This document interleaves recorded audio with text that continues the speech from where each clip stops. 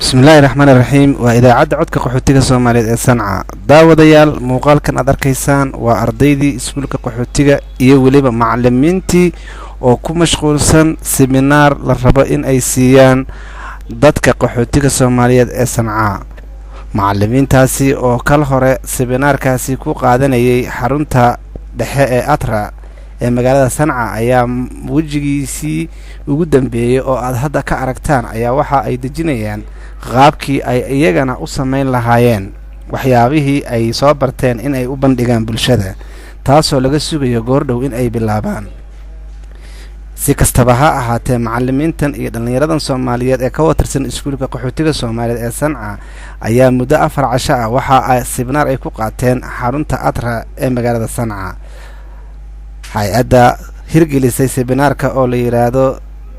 Safe Children ayaa waxa ay macallimiinta maalinta berrito oo Arbaca ah ay u qaybin doontaa waxyaabihii ay ku shaqo gali lahaayeen oo isla markaasi bulshada Soomaaliyeed ee ku dhaqan Sanca ay dadkaasi u bandhigi lahaayeen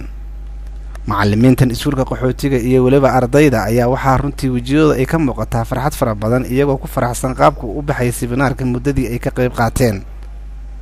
inkasta oo aan la ogeyn sida ay u shaqo gali doonaan iyo shaqada ay qabaneen inta ay la eg tahay ayaa haddana waxa ay mar waliba dadkaasi ay diyaar u yihiin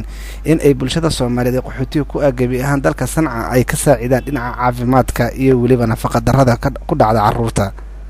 sida aad wada ogtihiin hay'adda Safe Children waxa ay u xil saaran tahay